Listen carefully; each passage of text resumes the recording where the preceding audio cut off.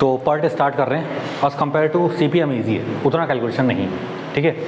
Time frame आपके 2 ही चलेंगे, ठीक है।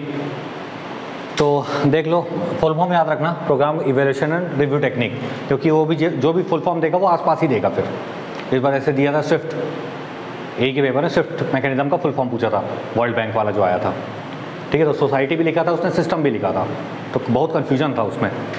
तो इवेंट ओरिएंटेड है, बिल्कुल याद रखना, प्रोबेबिलिस्टिक अप्रोच है, ठीक है। एग्जैक्टली नहीं पता कब खत्म होगा, और एक्टिविटी का ड्यूरेशन भी आपको नहीं पता होगा।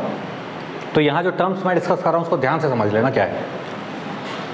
सो अनसर्टेनिटी होती है कंप्लीशन, एक्टिविटी की ही कंप्लीशन में अनसर्टेनिटी आ जाती है। एक प्रोजेक्ट तो छोड़ो, एक एक्टिविटी कब खत्म होगी, क्योंकि आप पहली बार कर रहे हो उस एक्टिविटी को, ठीक है। उसके कंप्लीशन के लिए हम 3 टाइम लेके चलते हैं, एक वर्स्ट केस में, एक नॉर्मल केस में और एक आइडियल केस में। 3 को मैं लेके चलूँगा, ठीक है। उसके हिसाब से मैं एक एक्टिविटी का ड्यूरेशन निकालूंगा, ठीक है। क्वेश्चन में देख लेंगे क्या करना है, कैसे अप्रोच करना है उसमें, ठीक है। तो पहला है आपका ऑप्टिमिस्टिक टाइम, नाम से ही समझ में आ रहा है ऑप्टिमिस्टिक हो रहा है, ठीक है। तो आइडियल कंडीशन हो गया, एक पेसिमिस्टिक है जो वर्स्ट कंडीशन है, और एक मोस्ट लाइकली है जिस कंडीशन में नॉर्मली इवेंट्स आपकी खत्म हो जाएंगी। अगर मैं कर्व बनाऊं तो यहां पे आएगा मेरा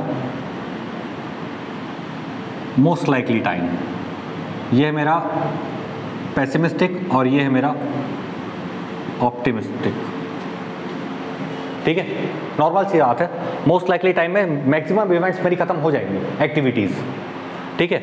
बहुत कम इवेंट्स बहुत जल्दी खत्म होगी आइडियल कंडीशन में, बहुत कम कंडीशंस मेरी उसमें जाएंगी एक्टिविटीज़, ठीक है। उसके बाद ये बेसिक में आपको लिखवा दिया, खैर मैथ्स में पढ़े होगे कहीं ना कहीं, 10th में तो है, standard deviation, mean, median, mode, ये सब, ठीक है।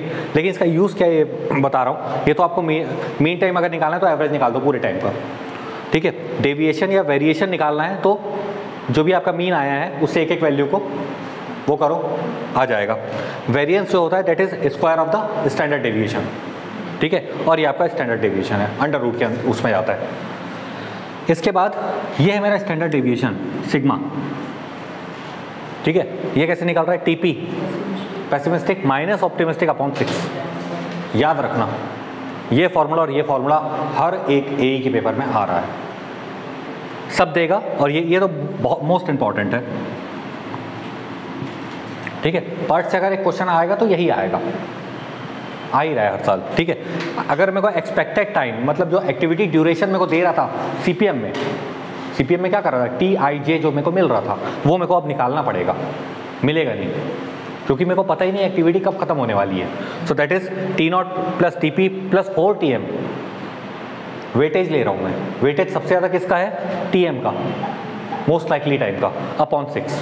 फॉर्मूला अच्छे से याद रखना, ये मेरा एक्टिविटी ड्यूरेशन बता रहा है, ठीक है। इसके बाद जो नोट में वहाँ पे समझाया था आपको, ईच एक्टिविटी फॉलो करेगी बीटा डिस्ट्रीब्यूशन को, लेकिन इंटायर प्रोजेक्ट फॉलो करेगा नॉर्मल डिस्ट्रीब्यूशन को। अब बीटा डिस्ट्रीब्यूशन और नॉर्मल डिस्ट्रीब्यूशन क्या है ये मैं आपको बता दिया, ठीक है। अगर अपेक्स के अबाउट सिमेट्रिकल है तो नॉर्मल, अगर नहीं है सिमेट्रिकल तो बीटा हो जाता है, ठीक है। नेक्स्ट थिंग, ज़रूरत क्या पड़ी सिग्मा की। देखो पहली बार कर रहे हो कोई भी एक्टिविटी, प्रोजेक्ट ही पहली बार मिला है, मून पे रॉकेट भेजना, कोई भी ऐसा प्रोजेक्ट जो आप जनरली नहीं कर रहे हो ऐसा, ठीक है। ऐसे में क्या हो रहा है कि आपको स्टैंडर्ड डेविएशन निकालना पड़ता है, ठीक है। स्टैंडर्ड डेविएशन कैसे निकालना है मैं बता दिया। अब ये हो रहा है कि आपका नेटवर्क जो बना पार्ट में वो बहुत ज़्यादा कॉम्प्लेक्स बना, और उसमें एक से ज़्यादा क्रिटिकल पाथ आ रहे हैं, ठीक है। एक से ज़्यादा क्रिटिकल पाथ आ गए तो जिस पाथ का स्टैंडर्ड डेविएशन सबसे ज़्यादा होगा उस हिसाब से मैं काम करूंगा, ठीक है। वेरिएंस जिसमें ज़्यादा हो रहा है, ठीक है। क्लियर है यहाँ तक? इसी कारण मैं आपको ये सब टर्म्स लिखाया हूँ। इसमें CPM में ज़रूरत नहीं थी, इसमें ज़रूरत है। सर 3 बार जो निकाले जो सबसे ज़्यादा हो उसके लिए 3 बार नहीं, वह स्टैंडर्ड डेविएशन जिसका ज़्यादा होगा, स्टैंडर्ड डेविएशन निकाल सकते हो ना सिग्मा से, ठीक है। जैसे ये है, ये आ गया मेरा स्टैंडर्ड डेविएशन आया, ठीक है।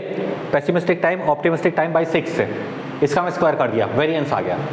वेरिएंस जो मैं निकाला, वेरिएंस जो जिसका ज़्यादा आएगा उस क्रिटिकल पाथ के हिसाब से मैं प्रोजेक्ट में काम करूंगा, ठीक है, उस क्रिटिकल पाथ का ज़्यादा वैल्यू होगा। ठीक है, क्लियर है यहाँ तक?